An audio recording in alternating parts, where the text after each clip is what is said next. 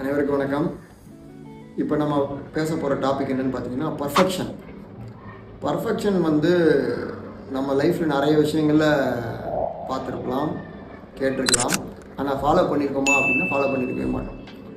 Perfection நம்ம லைஃப்பில் நிறைய இடத்துல ட்ராவல் பண்ணிக்கிட்டே இருக்கும். கூட பொதுவாக பார்த்திங்கன்னா சினிமா நடிகர்கள் இன்றைக்கி எல்லாமே சினிமா மூலமாக சொல்லும் போது ரொம்ப ஈஸியாக ரீச் ஆகுன்றதுனால உங்களுக்கு இந்த விஷயத்த சொல்கிறேன்.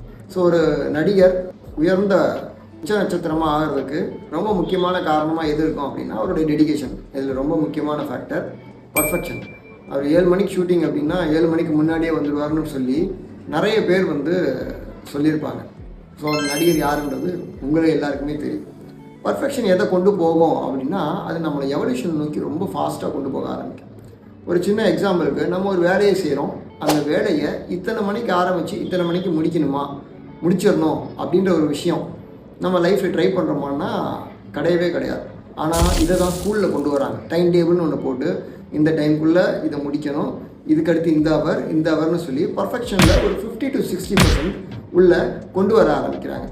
ஸோ பரிணாமத்தை நோக்கி பயணிக்கும் போது பர்ஃபெக்ஷன் ஒரு முக்கியமான பங்கு வகிக்குது.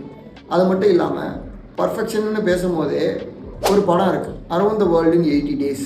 இந்த படத்தை பற்றி நம்ம ரொம்ப டீட்டெயில்டாக அடுத்த வர விஷயங்களில் பார்ப்போம். அதில் ஒரே விஷயந்தான், இந்த டைம் அதாவது 7னா கரெக்டாக 7 மணிக்கு அடிக்கும் போது அதை ஸ்டார்ட் பண்ணணும், இல்லை முடிக்கணும். 7 மணினா 7 அந்த செகண்ட்ஸ் ஓடினதுக்கப்புறம் ஃபாலோ பண்ணுறது அப்படிலாம் கிடையாது. 6:59 கிடையாது, 7:01 கிடையாது, 7னா 7 அந்த மாதிரி தான் நம்ம இந்த விஷயங்களை ஃபாலோ பண்ணணும். ஸோ இது மட்டும் இல்லாமல் ரொம்ப முக்கியமான ஒரு விஷயம் என்னன்னு பார்த்தீங்க அப்படின்னா ஒரு கட்டத்துலேயும் நம்ம பர்ஃபெக்ஷனை அடுத்தடுத்த கட்டத்துக்கு நம்மளால் ரொம்ப ஈஸியாக எளிமையாக கொண்டு போக முடியும். அதுக்கு நம்ம அதை எதிர்பார்க்காம செய்யணும், சின்சியராக செய்யணும். ஸோ கடைசியில் நம்ம சொல்ல போகிறது என்ன அப்படின்னா எல்லாத்துலேயுமே வளர்ச்சி வரணும், அடுத்த லெவல் போகணும் அப்படின்னா அதுக்கான வேல்யூ ரொம்ப முக்கியம், வேல்யூக்கான ஃபேக்டர்ஸ் ரொம்ப முக்கியம். சரிங்களா? நன்றி.